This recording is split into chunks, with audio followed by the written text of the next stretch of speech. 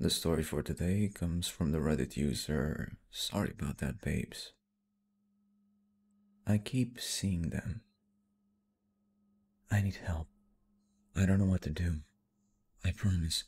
I'm not crazy. I'm not. I don't think I am anyway. But I see them. I see them everywhere I go. They've been following me everywhere. I've run. I've moved. I've screamed at them, begged them to leave me alone. But they never do. They're always there. Always. Please. I'm desperate. I guess I need to start from the beginning. I've never had to go to the internet for advice before, but I don't know where to start from. Maybe the first time I saw them? For context, I'm agnostic. When it comes to the supernatural, I don't necessarily believe it's impossible for ghosts to exist, or skinwalkers, or wendigos, but I need proof. I consider myself open to the experience, but I've never seen them before. Well, until now. Maybe. Sorry, I'm getting off track.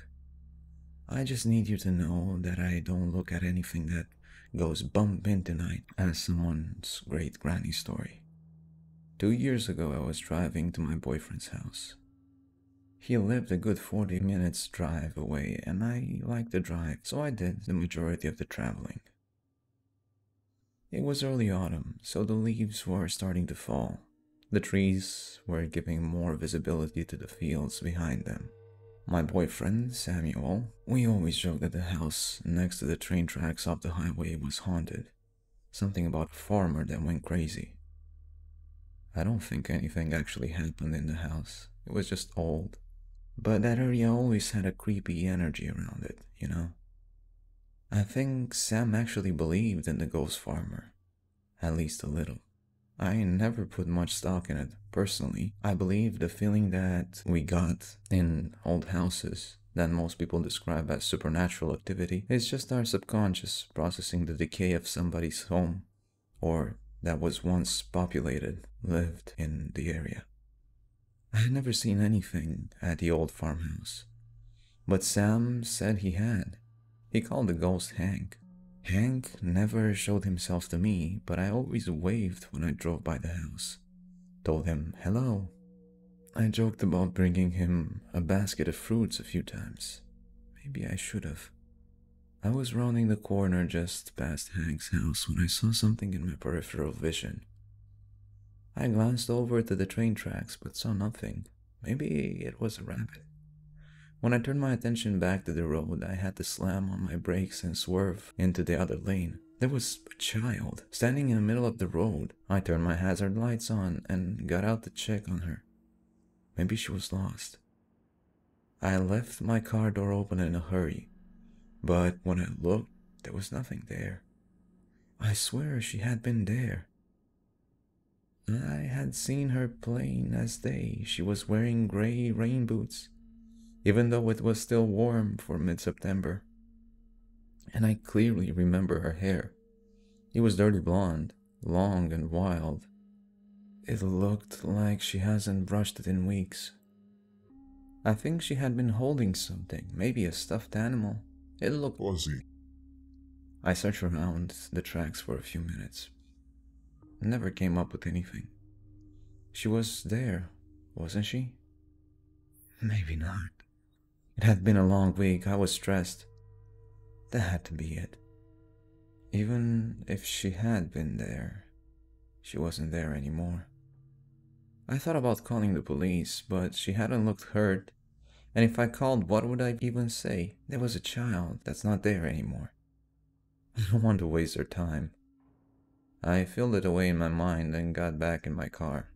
As I went back in my car and sat down, I felt something on my shoulder. I felt a chill. You know that feeling that you're being watched? Like you can't really see anything or anyone, but you feel it in your bones. I felt eyes on me, and it made my hair stand up.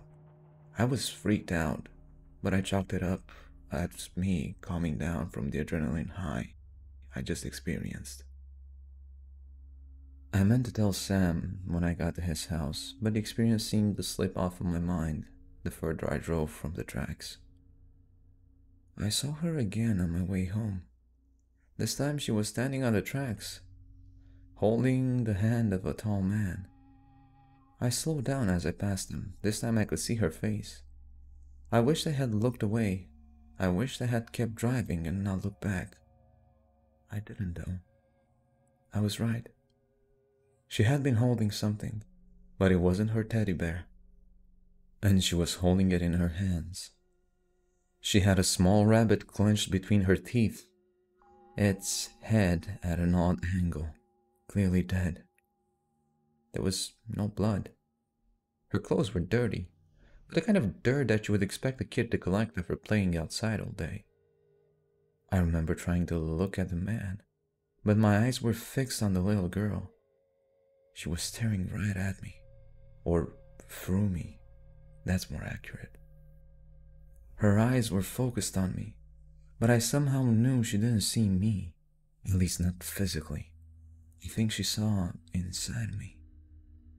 Her eyes were the last thing I saw before I crashed head-on into a semi-truck. Somehow though, I didn't know what color they were. I was in a coma for almost a month. The truck driver was fine, but I had sustained some serious injuries.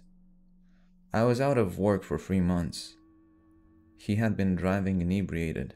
The police encouraged me to press charges, but like I said, this was 2 years ago and a deal hasn't been reached. I don't even really care about the money. The accident somehow shook me less than the girl. She was in my dreams the entire time I was unconscious. And when I finally came to, I spent the rest of my time in the hospital trying to do any research that I could to figure out what I saw. I wrote out reports. I tried my best to remember and draw what I remembered. I was obsessed. I could still feel her eyes piercing through me.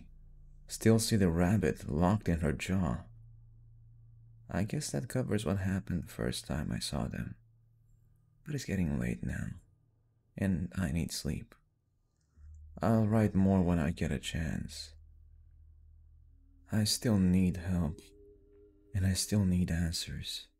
Now everywhere I look, they're just there, staring at me.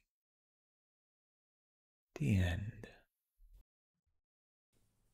This has been Gray Stories. I hope you liked